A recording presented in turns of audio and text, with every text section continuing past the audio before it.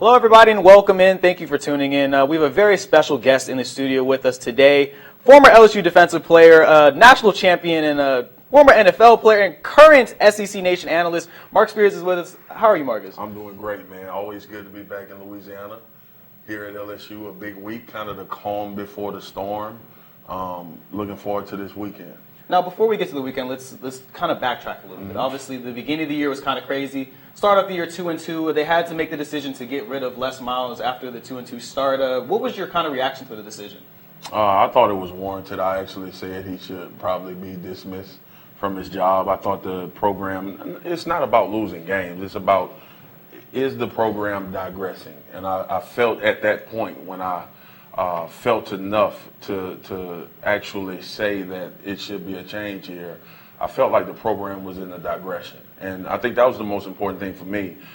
Losing games happens to the best of them, but when you start to see the trend of the program, something you've built, something you want to continue going, and look, for all intents and purposes, Les Miles did a great job here. And if you look at the overall record, a lot of success. So I don't want to not make mention of that, but I thought it got to a point where it became stagnant, not just offensively. I didn't see the juice from the guys having a lot of fun. I thought it was a lot of the same old, and I think you're starting to see fruits of that change happen.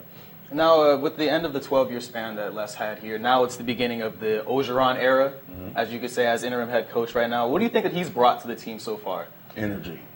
It's been the energy. It's been a newfound love and passion for the game.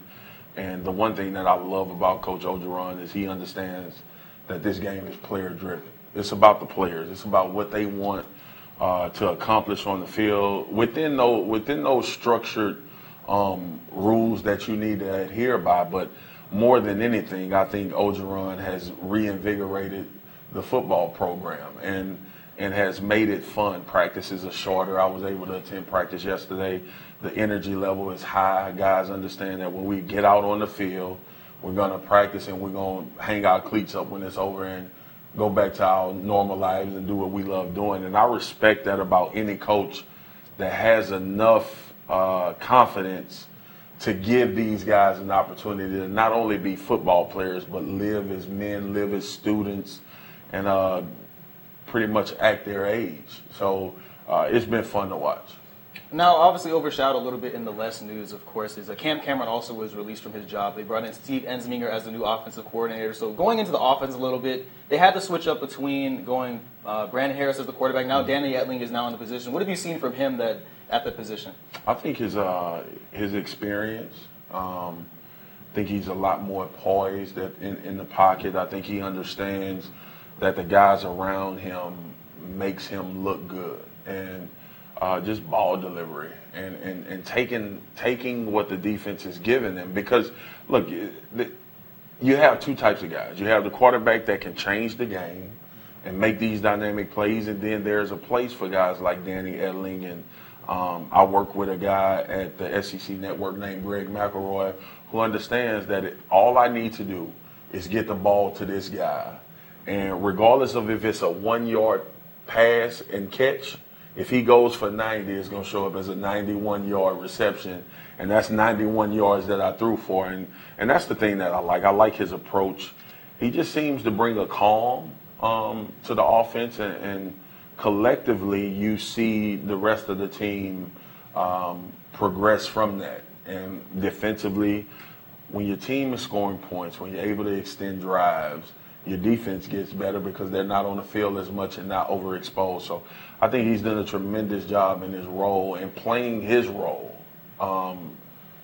forward to the success of the team.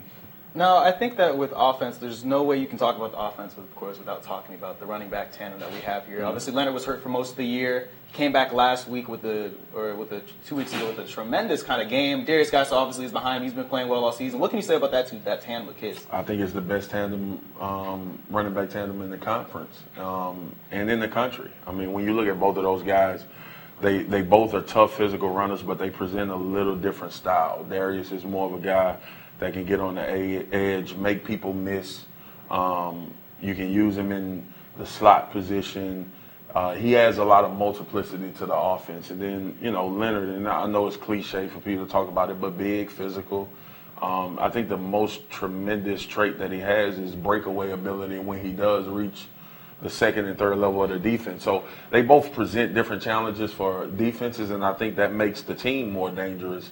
And now that Emsminger is utilizing those guys in the way that they can affect the game mostly, I think it actually highlights them and puts them in a better light. But both of them have tremendous talent.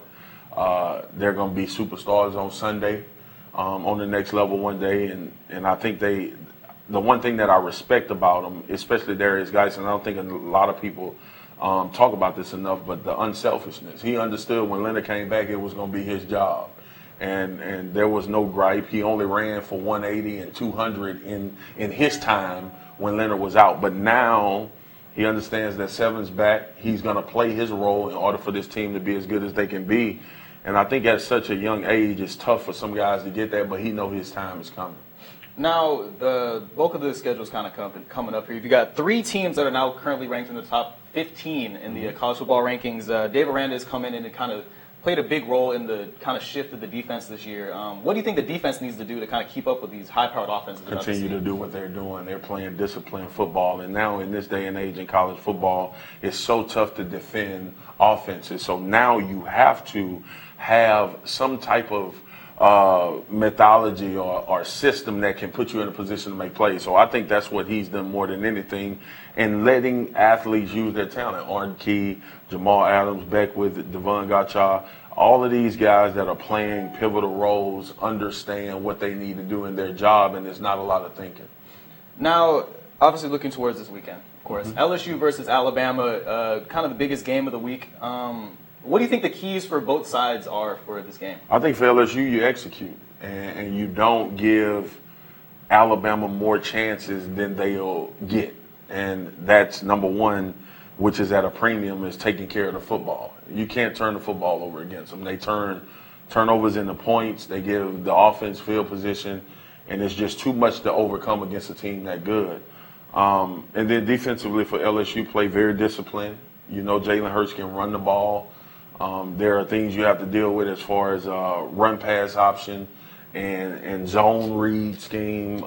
So there are things to deal with, but if you're a disciplined defense like they've been all season long, they can have some success. And understand, let the one play happen. If it's a good one for you, let it go and go to the next one. If it's a bad one, let it go and go to the next one. And I think for Alabama, they force people to play how they want to play. And I think when you get into that area against them, that's when they step on your neck and end you. So kind of dictating at times what you want to do or imposing your will on them helps you tremendously to get to the fourth quarter. And if the game is close in the fourth quarter, it's anybody's game, because it comes down to making plays. And LSU has enough playmakers to make plays as well as Alabama. So at that point, I want this game, personally as a fan, I want this game to come down to who's going to execute their game plan the best. I don't want it to be because LSU had 3 turnovers and that changed the complexion of the game, or Alabama had 3 turnovers and that changed the complexion. I want to see 2 teams executing, and whoever playing and whoever players step up to the highest level should win the game.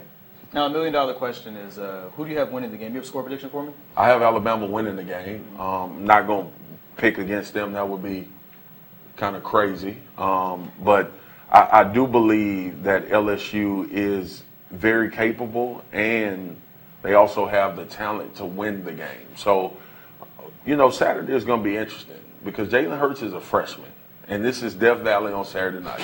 It's a different scene. For as many games as he's played in that were considered big, this is the biggest one of his life. So I'm looking forward to see how he responds in these elements. But for right now, it's Alabama, but that may change Saturday. All right, well, I think that's all I have for you. Thank you so much for coming in. Appreciate you having me. Marcus, it's been a real pleasure. Make sure you tune in and watch this show, SEC Nation, on ESPN. Yep, SEC Network, Saturday morning, 9-11. Tune in, people. Thank you so much.